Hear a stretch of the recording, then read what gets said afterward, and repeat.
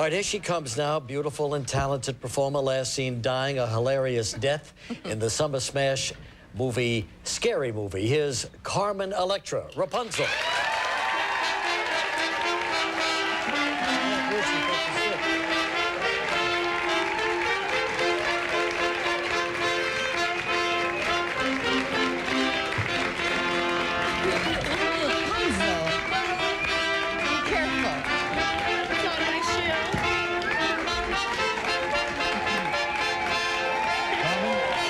You know Joy, my wife? Hi. How are you? All right. My favorite Rapunzel, color. yes, all right. Rapunzel comes chair and all. Isn't that great? Fun. That was some entrance. Anyway, nice to have you here, Rapunzel. Thank you. Now, Rapunzel was... She was in a tower. She'd lowered her hair. Yeah, didn't her father, or the king, lock her away in a tower, away from the prince? And so she grew her hair so that the prince could climb up her long hair. He would do anything to keep you from Gelman. A good man. I'm sorry, I heard maybe that you were coming as Lady Godiva, Carmen. The outfit didn't work. She's naked, so... What outfit? Not enough hair to cover you, right? Who needs a stinking outfit? What was your favorite Halloween costume as a kid? A witch. Every year I wanted to be a witch. Always a witch, Yeah, it was easy and kind of cool as a little girl. But then my mom used to sew, so she came up with this bright idea that she was going to make me into a Tweety bird. So she put together this yellow costume and this hat, and I went to school, and the kids made fun of me. I was so embarrassed. You know, Tweety bird is not a good costume for Halloween. No. We dressed up JJ one year as the dreaded Tweety bird. Yeah. And all the kids were Wolfman or, you know, Frankenstein or something, and poor Jay was totally This has been out a of it. running It's not a gag very in our scary house for years, costume. No, right? it's not. She thought it was scary, though, She didn't thought it was, she wanted, she asked So you for called it. her the dreaded Yeah, Tweety bird. Tweety bird. Oh, boy.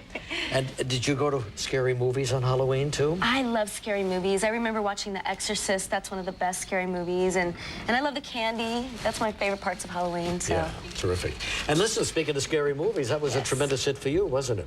Yeah, it was a surprise to everyone. It did so well, and it was fun, you know, working with the Wayans brothers. I enjoyed it all. And you got two more movies coming out, huh? Yeah, a movie called Perfume with Omar Epps. It's about the fashion industry, and that was fun because it's an improv movie, so you go into it with basically just a guideline but no script. So everything's real spontaneous. And another movie called Getting Over Allison with Kirsten Dunst and Cisco. And basically I have a cameo in that movie, and I get to play a dominatrix. Really? So, I'll be darned. Dominatrix. What exactly, what kind of weapon does a dominatrix use? Oh, a Is it whip. She has a whip. She has a costume. So it was fun to go on stage and take control. I mean, that's something that I would kind of like in the back of my mind want to do, but never really have the guts to do. So I had a good excuse. And who was it you played when I think you had a computer chip inside of you and you had no human emotions? Yeah, I'm shooting a TV pilot right now. It's called Electra's Guy. And basically it's about a woman who has been programmed with computer chips to be able to fight crime, fly Harrier jets. She can basically get out of any kind of difficult situation, but she's not human, so she doesn't know anything about human emotions. And they brought in a stunt coordinator from The Matrix, and I got to wear a harness and do a lot of flips and kicks and a lot of cool stuff, so it was a lot of fun. That was fun, that Matrix thing. Now, I'm very uncomfortable in this chair, Gelman. I'm going to try to get comfortable. The king should be comfortable. I could tell there was something bothering you. Oh, my God. I mean, you know something? We propped you up, but take your pillow off, Regis, and you'll get When low. your feet don't touch the floor, Regis, take out your pillow. I hope I don't look like him, but I feel like Dorf. Or Dr. Ruth. Why don't you stand up and let me take the pillow? Take your big pillow out of the way. That's too much. This. All right, throw that on the ground, I could use this Joy. pillow. How about if I sit on this Okay, pillow? you sit on the pillow. Oh, no one needs to sit on it. No, it's That's too fine. much. It's too big. There you go. Sit forward, How's this? Regis. This is much more comfortable. Sit forward. Oh, no, I don't want to see Sit forward, Regis. I'm the king! I'm the king! You're shriveling before my very eyes. The king is getting older. Get up. Let's get the pillow No, I want to sit like this. Carmen is on the cover of the new Playboy magazine. What were you wearing, Carmen? Not much. No? Actually, on the cover, I'm supposed to be a Christmas ornament, so they glued, like, it took 3 hours to glue these little rhinestones all over my body, but I'm not wearing anything on the cover. Just rhinestones. Little tiny rhinestones. Yeah, how'd you like to find that under your tree? All right, well,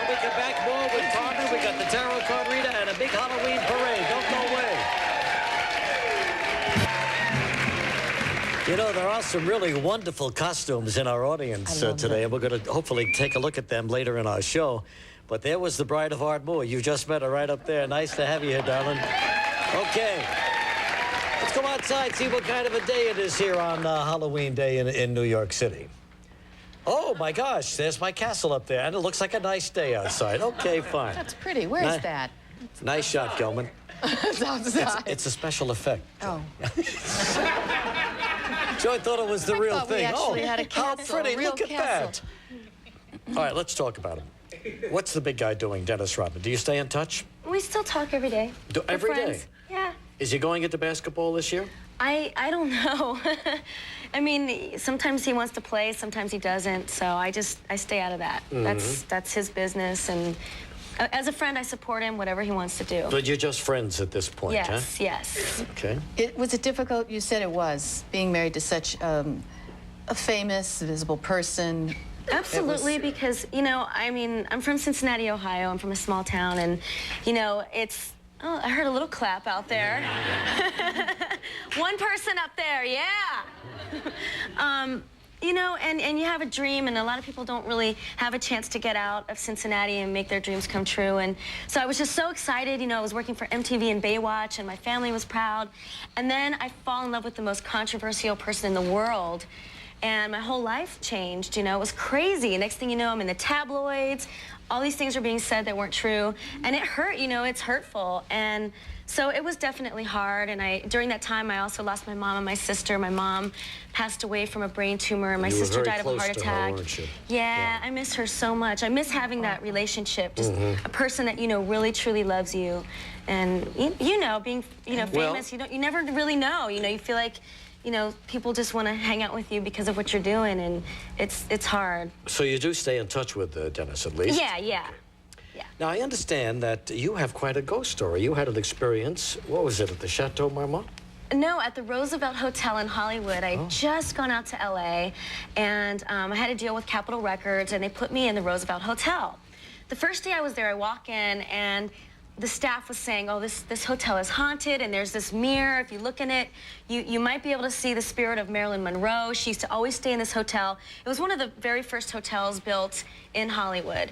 And so, you know, I kind of don't really believe in ghosts. I'm like, yeah, whatever. So I go to bed that night, and there's this loud banging on the wall. And it's so loud it's keeping me up, and I had to work the next morning, so I was getting mad. I'm going, who the hell is this? It's driving me crazy. So the next day I wake up, I open my door, and Entertainment Tonight's there shooting a piece on how the Roosevelt Hotel is haunted. And so they started to ask me, you know, questions and say, oh, have you heard any noises? I said, well, as a matter of fact, I heard this loud banging noise on the wall next to my bed. So they checked at the front desk. No one had been staying in that room, and they found out that, I guess, that's the room that Montgomery Clift used to always stay in. And people won't even stay in that room because they hear so many noises. They end up checking into a different room. Did you stay there the second night? Oh, no, I didn't. I checked right out. I got the hell out of there. There was just a party going on next door? Or No, I thought maybe there were some people over there. I mean, you know, maybe a couple having a little fun. Who knows, but it turns out no one was in the room at all. I think Montgomery Clift somehow knew that you were next door, was trying to get to you there, yeah. Yeah. We have a tarot card reader. We're all going to get our cards good. read, okay? We'll be right back in a moment.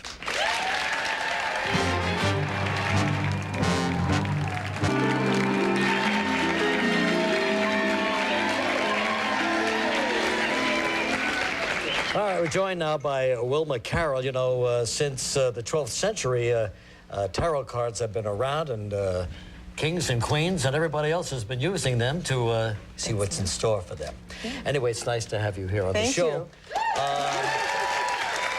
Okay, Wilma, welcome to the show, and let's talk about tarot cards. Where did they come from anyway? Well, there are many theories about the origins of tarot cards, but the most accepted theory is that they evolved into what they are over millenniums and probably started as a way for ancients to communicate wisdom through symbols. All right. We can use them today, though, right? Oh, absolutely. All right, fine. Is there only one, there's one death card in the There's deck? only one death card. And, you know, this is a very misunderstood, much maligned card, and it's a good card. Look, the rider's on a white horse, and the sun shines in the background. This means spiritual rebirth. getting rid of what we don't need in our lives. Now, that is not easy. All right, fine. If I ask you some questions, can you divine an answer for us? Absolutely. Who will win the presidential election? Okay, and we're going to have to pick 3 cards for Bush and 3 cards for Gore. Fine. Okay, now you pick the cards and give them to me as you go along. This is for Bush. For Bush. Okay. For Bush. I read where you predicted the Yankees would win the series. This was last year. No, that wasn't me, because I wouldn't predict that. Oh, well, it was in your, material. All right, now you want 3 for Gore? 3 for Gore. All right, and there's another one for Gore. All right, let's see, let's face the cards this way. Well, we've got the swords right here for Gore, and that's strife, sadness. The more positive, the more positive cards are right here with Bush. All right, so you can see by the symbols whether or not... Absolutely. All right, fine, so you're calling Bush a winner then? I think so. Well, hey. It's Halloween, you know, lighten up. Big cold weather this winter or rain and warm? That's a good question. Pick 3 cards. 3 Hand them again? to me as you go along. All right. Look how Regis picks the cards. That's, But there's a lot of work here with this. That's more than 3. I just needed 3. Oh, just 3. Just needed 3. Okay. What do you see, Wilma? All right. It doesn't look too bad. It looks really good. And you know, it looks to me, just what I'm getting from this, that there's going to be a lot of scientific research in the first part of this millennium on controlling the weather. Wilma, I wanted to know, is there going to be a lot of snow? A lot of snow? Okay. No, not a lot of snow. All right, fine. Let's get into it now. Okay. Who wants to go first? Why don't we let our guest go Okay. first? Carmen. Is there a particular question you want to ask, Carmen? Yes, about love. Will I fall in love? Will I meet someone and fall in love this year? Yes, can I answer that for you? Yes. Okay, next question, Carmen. Now, you want to try the cards? Go ahead, try. Pick 3 cards. Okay. Hand them to me as you go along. Okay. All right. All right. Oh, Carmen, I think you're too busy working. This seems to me like you're just working and you're kind of torn between finding love and working. And so it's a conflict right there. In other Stop words, she's working, not going to Carmen. find a lover this year. Well, if she does, she's not going to have time for him. No kidding, that busy. I like that. That's There you go. See, Carmen's taking a little time out. Always time Work is for good. love. All right, fine. Let me see if I can stay in the light here. Okay, I think I'm in the light. All right, fine. We're going to take a break. Come back. We're going to find out about Baby Joy, Queen Joy, in just a moment.